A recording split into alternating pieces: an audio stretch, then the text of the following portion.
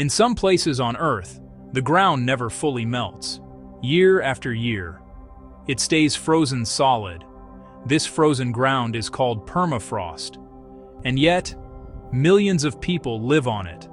So how do you build a home on land that behaves like ice? Permafrost is soil that stays frozen for at least 2 years straight.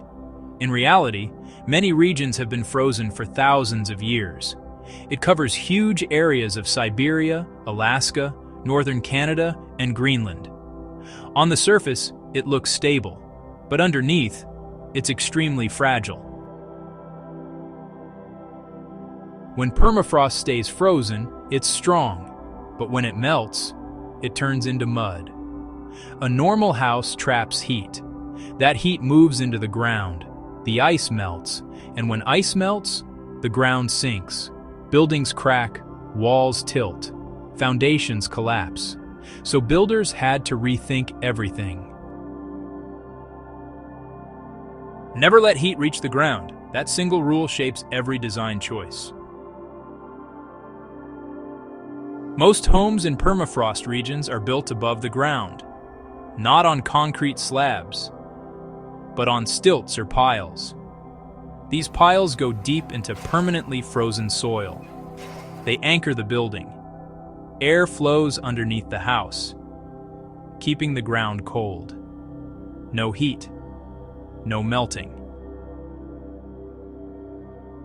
Steel is often used instead of concrete.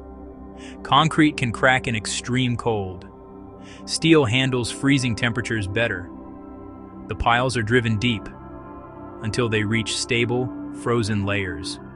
Once frozen, they lock into place like ice around a pole. In some buildings, engineers use passive cooling devices called thermosiphons.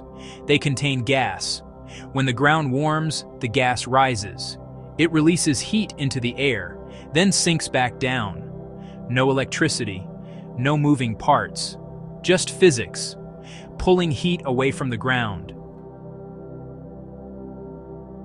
Heavy buildings put pressure on frozen soil. That pressure can cause melting, so homes are designed to be lighter.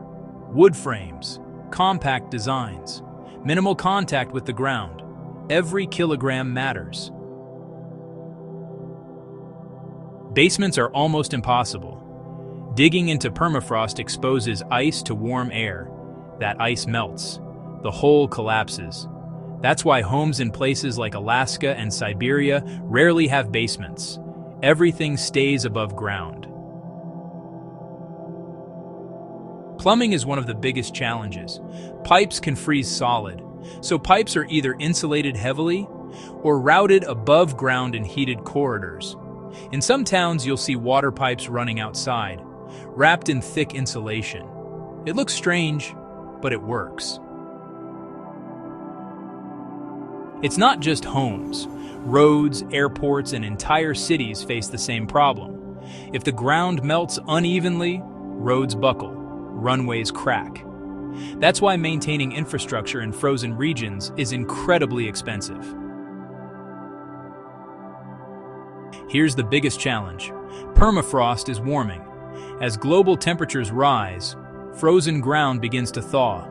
Buildings that stood for decades suddenly become unstable. Entire neighborhoods tilt. Pipes break. Repairs cost billions. Cities built on permafrost now face an uncertain future. So why stay? Because of resources. Jobs, history, oil, gas, mining, research. These regions power modern life, and humans adapt, even in the harshest environments. Building on frozen ground isn't about strength. It's about respecting nature's limits. You don't fight the ice, you work around it. Because in the coldest places on Earth, the ground is alive. And if you ignore it, it will remind you who's in control.